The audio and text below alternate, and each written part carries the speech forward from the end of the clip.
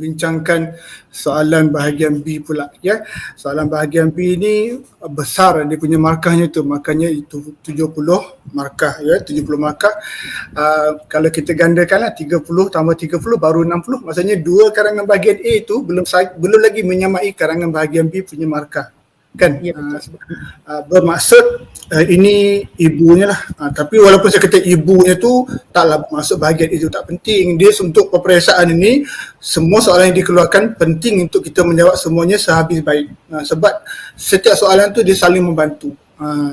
Kita tak boleh mengesampingkan ini 70 markah, ini kena buat elok-elok. Tak gunanya kalau ini elok, kalau karangan bahagian A tu kita tulis 2 peringgan aja, tak jadi macam itu. Kita tak sasarkan untuk lulus, kita sasarkan untuk cemerlang. Okey, jadi kita kena sehabis kedua-duanya. Ya, betul, kita kena sehabis baik untuk kedua-dua bahagian. Baik, bahagian B 1 jam 30 minit. Jika, saya suka bandingkan supaya calon-calon nampak dengan ketara, dengan jelas. Jika bahagian A, dia ada bagi bahan grafik dan kadang-kadang dia bagi ada kombinasi bahan grafik, infografik, dia ada teks, dia ada gambar macam yang tadi tu. Bahagian B dia akan bagi biasanya bahan bertulis. Okey, satu sahaja. Jika bahagian A yang ada pelbagai bentuk bahan daripada pelbagai sumber, semua bahan tu mesti digunakan. Sama ada sebagai isi, sebagai huraian, kita kombinasikan, kita gunakan dalam karangan kita. Bahagian B berbeza. Apa bezanya? Stimulus, bahagian yang bertulis dalam bahagian B ni, dia punya stimulus tu, dalam kotak, biasanya dia letak dalam kotak, itu kita panggil stimulus. Stimulus tu, kalau kita nak guna dalam karangan pun boleh, kalau kita tak ambil pun boleh, kita diberi pilihan. Tapi saya nak bagi tahu kamu lah, stimulus tu bukan diletak kat situ sesaja. Ada kegunaannya tu, ada bantuannya tu kepada kita. Ada kegunaannya, ada bantuannya kepada kita. Baik, sebelum kita terlupa, saya ulang balik. Jumlah perkataannya adalah 350 hingga 500. Ini berbeza sekali dengan karangan KBSN. KBSN dia tulis itu menulis melebihi 350. Kalau tak silap saya kan melebihi 350 dan dia tak ada limit. Tulislah sepanjang mana pun. Pelajar saya dulu untuk KBSN panjang mereka tulis satu muka surat satu peringgan kan. Memenatkan juga lah untuk membaca. Tapi bila dihadkan, saya nampak ada bagusnya, memang bagus pun, iaitu pelajar dilatih untuk tidak mengarang terlalu panjang tetapi masih lagi mencana idea, memasukkan idea mereka secara padat, secara padat, secara terancang dan tidak sampai begitu lama mengarang kan. Cantik je karangan dia 500 kan. Walaupun pada mulanya saya perasan lah ramai pelajar yang bermasalah lah untuk memendekkan karangan yang biasa ditulis panjang, tapi kita kan berpegang pada peribahasa Allah bisa tegal biasa kan. Bila kita dah biasa tu sebenarnya 500 perkataan tu, idea kita yang banyak tu nak disempitkan kepada 500 tu bukanlah satu masalah. Okey.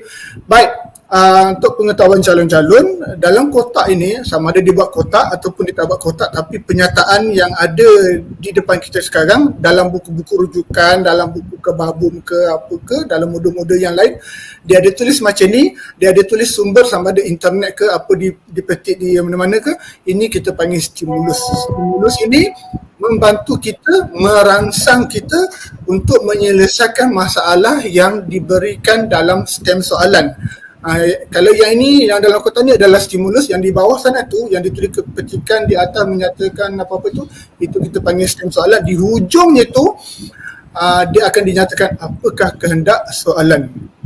Okey, dengar baik-baik. Bagi pelajar yang bagi setengah pelajar lah, dia ambil jalan mudah lah. Apa jalan mudahnya? Dia akan panggil yang hujung sekali.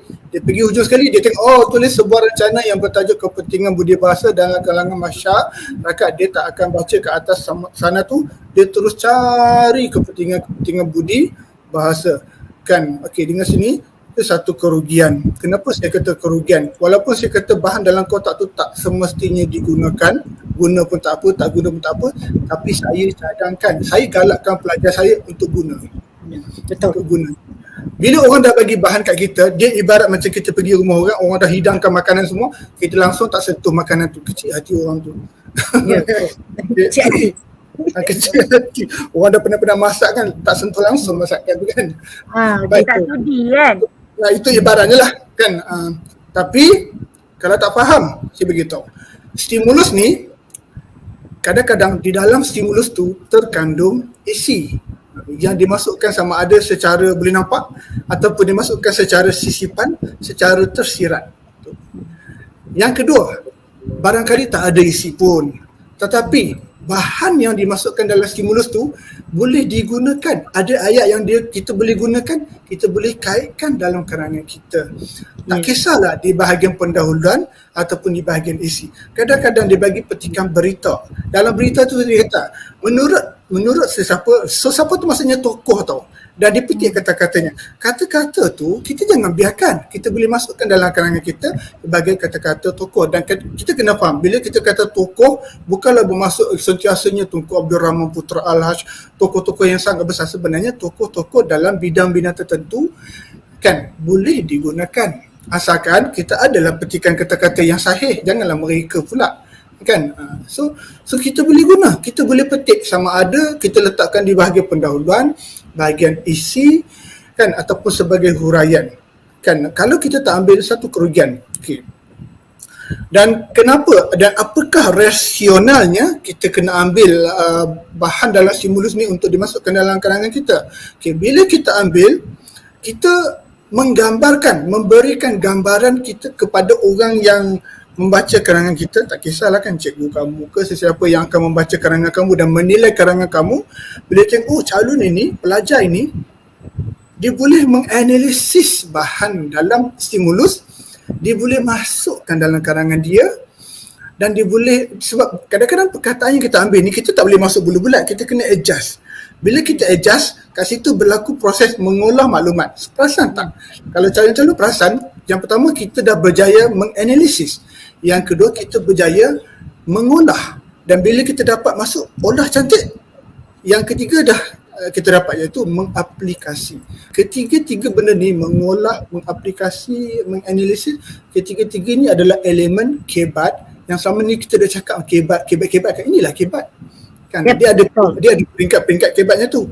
Jadi kita masukkan. Bila kita masukkan, bila orang baca, oh budak ni pintar ni, sebab dia boleh menggunakan bahan. Kat situ kita menyebabkan pembaca, penilai karangan kita tu dia kagumlah dengan kebolehan kita, keupayaan kita untuk menggunakan stimulus, dan kita tak buang stimulus macam tu sahaja. Okay?